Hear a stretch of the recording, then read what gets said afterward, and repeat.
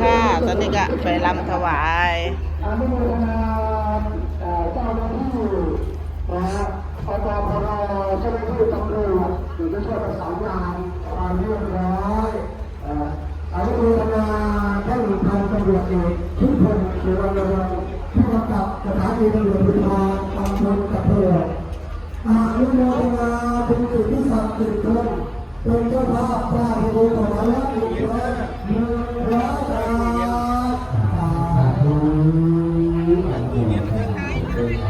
โอ้คนเริ่มหลายแล้วจ้าคนเริ่มหลายแล้วคนเริ่มหลายแล้วมีมาได้เลยครับขอบคุณในกิจของพระอาตุบินหนึ่งแดงเอ้ามาแล้วนางเอกพระเอกหมอลำมาแล้วมันด้วยขายตลาดกันต้ามาแล้วถ่ายรูปได้ฟรีได้เลยใครเป็นเอฟซีมาใครเป็นเอฟซีใครมาเอานางเอกก็สวยพระเอกก็งามมอบไม้เลยครับนี่แหละเขาบอกว่าคนรักษาศีลมาดีมีรูปงามพี่ทองนี่สาวน้อยลำเพลินโชว์มาแล้วอ้าวเอฟซีอยู่ไหนเรียนเชิญครับน่าเอามาไม้ตรงนี้ตัวหนึ่งอ่ะครับได้ครับเดี๋ยวมอบไม้ให้เลยทั้งสอ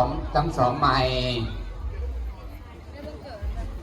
เดี๋ยวทำบุญปิดทองพระเสร็จจับแล้วก็ขยับไปใส่บาตรพระประจำวันได้เลยนะโยมนะ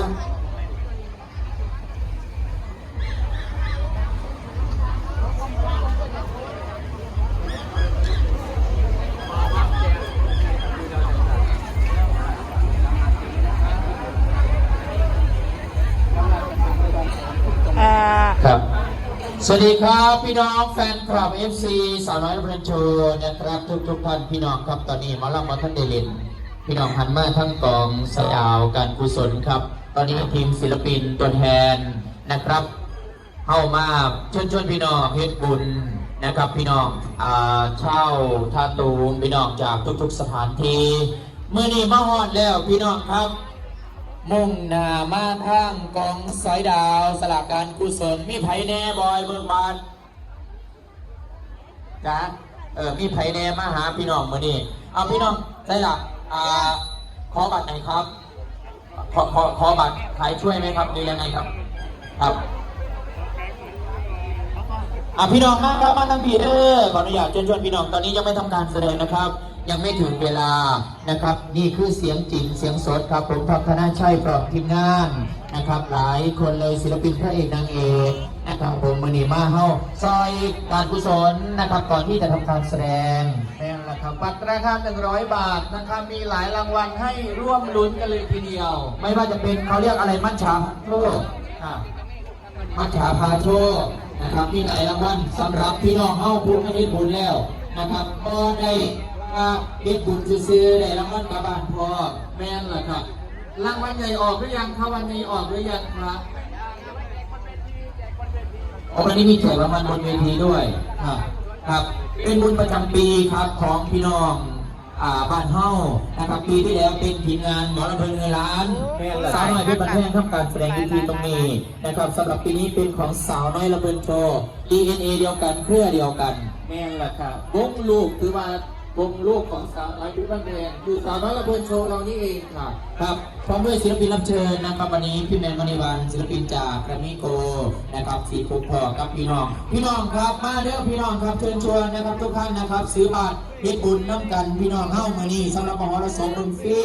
มหรสพดนตรีเอาเชิญชวนพี่น้องบอยเบิกบานพร้อมแม่มันพรครับบัตร100 บาทพี่น้องหาเลี้ยงเชิญเด้อบัตรการกุศล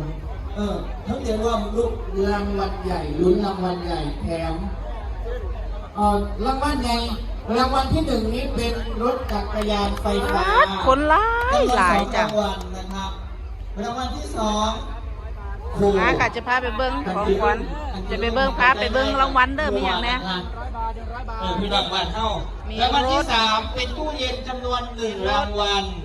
รางวัลที่4พัดลมไอน้ำจำนวน1 รางวัลครับรางวัลพิเศษทองคำครึ่งสลึงมาพี่น้องคะเลขเขามากค่ะพี่น้องคะวันนี้รุ้นรับโชคนะคะ สลากการกุศลเฮากับเราเติมการสร้างโบสถ์นํนะคะ แล้วก็ได้รุ่นรับรางวัลอีกมากมายหลายอย่างค่ะพี่น้องค่ะ FC สาวน้อยพี่บันเพลง FC สาวน้อยระเบิดโชว์เลขเข้ามาก่อนนะคะ วันนี้เรามีรุ้นชิงโชคนะคะพี่น้องค่ะฟังลำนำหลุดแล้วมันไปพร้อมค่ะพี่น้องบัตร100 บาทนะคะ วันนี้ใครจะเป็นคนประเดิมนะคะเลขเขามากค่ะเลขเขามากค่ะพี่น้องค่ะยกมือได้นะคะยกมือได้มาแล้วคนแรกนะคะเอาแม่ป้าดใบแรก 100 บาทเอาบัตรต้องมี บอยเอเป็นสีของแม่บอยสีให้คุณแม่นะคะคือได้ทุกผู้ทุกคนนะคะพี่น้องคะปีบางหันพอเป็นกับมาล่ำอยู่นี่ค่ะพี่น้องคะวันนี้นะคะได้มีโอกาสนะคะสาวน้อยและเบิร์นโชว์ได้มีโอกาสมาทำการแสดงด้วยค่ะพี่น้องเลขเขามาก่อนนะคะ พี่น้องกับที่เสียดายได้รอบเบิ้งหัวล่ำไปร่ำมูลุนแล้วมันแตกจนอยู่100 บาทค่ะบนบัตร100 บาทที่พอสนใจก็ค่ะโอ้มีแล้วเอามาบอยบทบานมาแล้วนะครับคุณพ่อแล้วก็แค่ไข่ด้วยนี่ เดี๋ยวไปศิลปินยังสำรวจอีพออีแม่เฮ้านึงค่ะช่วงนี้นะคะถ่ายรูปได้ค่ะพี่น้องคะถ่ายรูปฟรีบัตรการกุศลการขายถ่ายรูปให้ถ่ายค่ะพี่น้องค่ะว่ากินเงินด้วยการถ่ายรูปเด้อ คันว่าขายบัตรการกุศลมันเป็นมิตถือว่าเดี๋ยวว่าลูกค้าถือว่าแจกกุศลให้ถือว่าเดี๋ยวว่าเดี๋ยวมีกับลูกค้า บางส่วนเพิ่งก็ซื้อไปแล้วบางส่วนก็ซื้อไปแล้ว เอาแสดงมาพี่น้องผู้นำผู้หนาหักถือไปเหมือนเลยไม่ใช่หรอ แมนเดี๋ยวอีพออีแม่ผู้เพิ่นมารุ่นนี่ล่ะ ทีนี้ว่าอันทุกไปนั่งก็อันถ้าจะว่าซื้อแล้วเด็กกันทุกคนจะซื้อไปนั่งก็เพื่อดีกว่ามันอุดหนุนนะพี่น้อง เฮ้ยขอบคุณค่ะพี่น้องคะฉลากการกุศลค่ะ1 ปีมีแค่1 ครั้งด้วยค่ะพี่น้องคะงานบุญประจำปีนะคะของวัดของเรานะคะวัดบ้านตะการค่ะพี่น้องเลขขอมายังขอมาค่ะรางวัลใหญ่วันนี้คืออะไรบอย รางวัลที่1รถจักรยานไฟฟ้าร ถจักรยานไฟฟ้า 2 รางวัลเลยนะครับ